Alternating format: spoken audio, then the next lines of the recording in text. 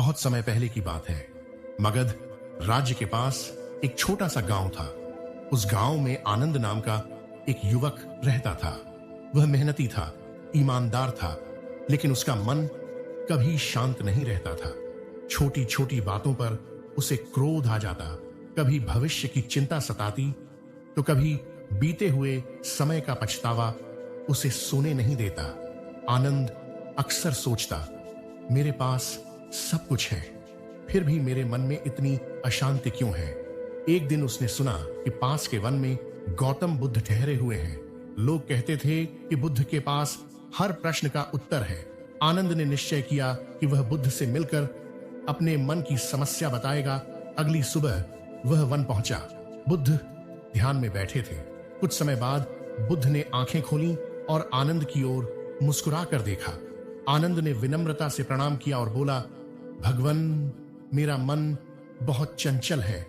मैं शांति चाहता हूं, पर मन मानता ही नहीं। कृपया बताइए, मन को शांत कैसे रखें? बुद्ध ने कोई उत्तर नहीं दिया। उन्होंने पास पड़ी एक कटोरी उठाई, उसमें पानी भरा और आनंद को पकड़ने के लिए दे दी। फिर बोले, इस कटोरी को दोनों हाथों से पकड़ो और मेरे पीछे चलो, लेकिन ध्यान रहे पानी की एक भी बूंद गिरे नहीं। आनंद सावधानी से चलने लगा। उसका पूरा ध्यान सिर्फ कटोरी पर था। रास्ते में पक्षियों की आवाज, लोगों की बातें, हवा की सरसराहट कुछ भी उसे विचलित नहीं कर पाए।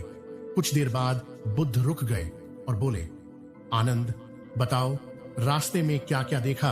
आनंद बोला, भगवन, मैंने कुछ नहीं देखा, मेरा पूरा ध्यान तो पानी बचाने में था। बुद्ध मुस्कुराए और बोले, यही उत्तर है तुम्हारे प्रश्न का।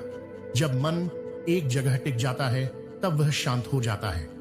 अशांति इसलिए होती है क्योंकि मन एक साथ कई जगह भटकता रहता है, भूत, भविष्य, डर, इच्छा और क्रोध में। बुद्ध आगे बोले, मन को शांत रखने के 3 सरल उपाय याद रखो। पहला, वर्तमान में रहो, जो अभी है उसी पर ध्यान दो।